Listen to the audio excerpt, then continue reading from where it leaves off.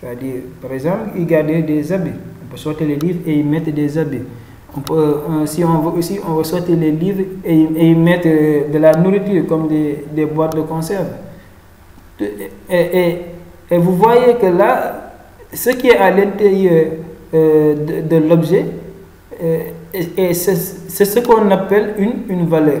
Et cette valeur peut changer parce qu'un carton, aujourd'hui, tu peux y mettre des livres. Peut-être si tu n'as plus besoin de ces livres, tu peux les sortir, aller les vendre ou bien les donner à ton ami et maintenant mettre à l'intérieur du livre des habits ou bien de la nourriture. Mais ce qui est à l'intérieur de l'objet, tu peux le changer à n'importe quel moment. C'est ça qu'on appelle une variable en algorithme. C'est ça qu'on appelle une variable en algorithme. C'est-à-dire, le nom variable, c'est simplement la nature d'un objet. C'est-à-dire, on peut avoir des objets qu'on appelle des variables. Lorsque vous avez un objet qu'on appelle une variable, cela veut dire que la valeur de cet objet peut changer. Par exemple, cet objet qu'on voit sur l'image, carton livre, on peut sortir les livres et y mettre des habits. Et là, on va appeler maintenant cet objet carton habit. N'est-ce pas? C'est dans ce sens qu'on parle de variables. Maintenant, il reste, bon, avec l'exemple aussi des résolutions de l'équation, parce qu'ici, ax au carré plus b plus c, on a donné un exemple de second degré, 2x au carré plus 9x plus 1. Ça, c'est une équation du second degré. Mais par exemple, si je changeais ces deux, je peux mettre moins 8.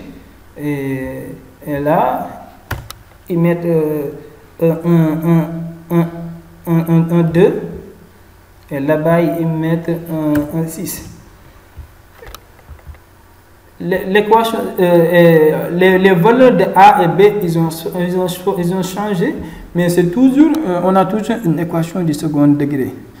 Et là, on dit que l'objet A et l'objet B, ce sont des variables parce que on peut changer leur valeur. Maintenant, c'est quoi une constante? Donc, si on a des objets, si des objets qu'on appelle des variables existent et qu'on peut changer leur valeur à n'importe quel moment.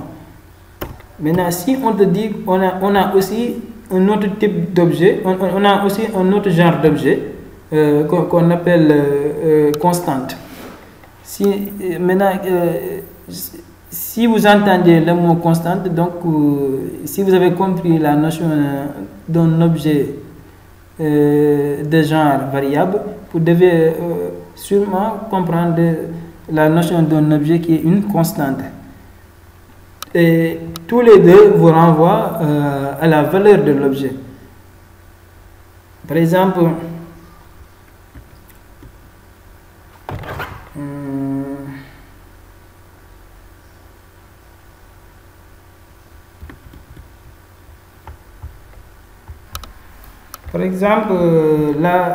la valeur de pi. On va prendre l'exemple de la valeur de pi. La valeur de pi.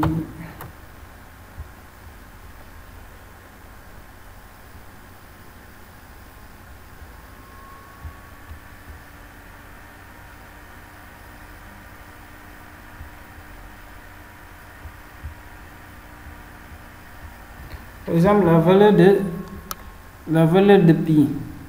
Nous savons que pi est égal à 3,14 et quelques. Mais on l'a dit tous pour dire qu'elle est égal à 3,14. Et par exemple,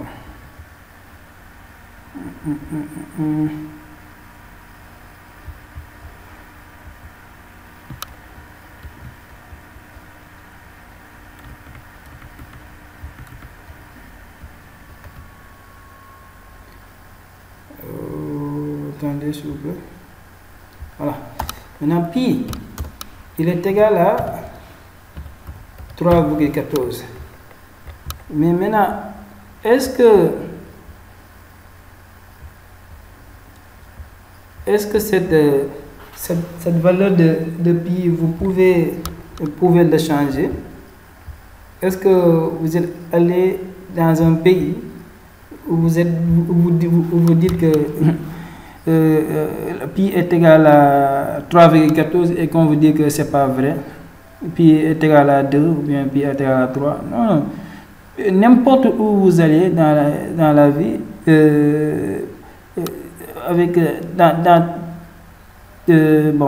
comment dirais-je, en maths, pi est toujours égal à 3,14. Vous ne pouvez pas dire pi est égal à 2. On vous dira que c'est faux. Pi restera jusqu'à la fin des temps 3,14. Et c'est dans ce cas qu'on dit que l'objet pi,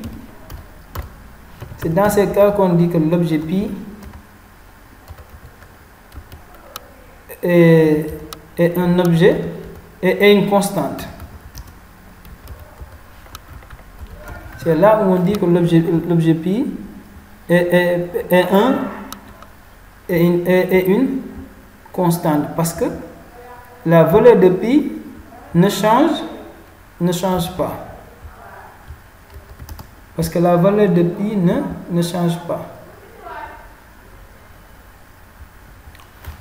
Et quand on a une valeur, un objet, par exemple comme pi, où sa valeur ne change jamais, même si jusqu'à la fin des temps ça ne va pas changer, là on dit que cette valeur, on dit que cet objet est un objet une constante. Et les mots, les notions de constante et de variable, ce sont simplement des genres d'objets. Et un objet peut être une variable si sa valeur peut varier, comme par exemple sur la résolution d'une équation de second degré, les objets A et B, C, ils peuvent changer et ils seront toujours des équations du second degré. Là, on dit que ces objets A, B, C sont des variables. Maintenant, l'objet pi, sa valeur, une valeur qui ne va jamais changer, pi sera toujours égal à 3,14. On dit que cette valeur, on dit que cet objet c'est une constante.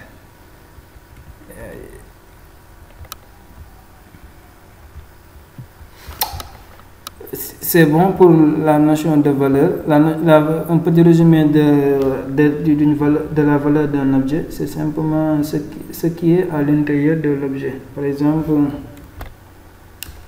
l'objet, notre fameux objet qui a pour identificateur carton livre, ce qui est à l'intérieur sont des livres. Maintenant, la valeur de l'objet carton livre, ce sont des livres. On passe maintenant à l'autre notion d'un objet.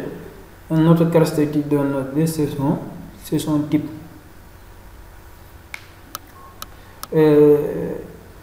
Le type d'un objet c'est en rapport avec la valeur de l'objet. C'est-à-dire, on définit le type d'un objet en se basant sur sa valeur. Maintenant, par exemple,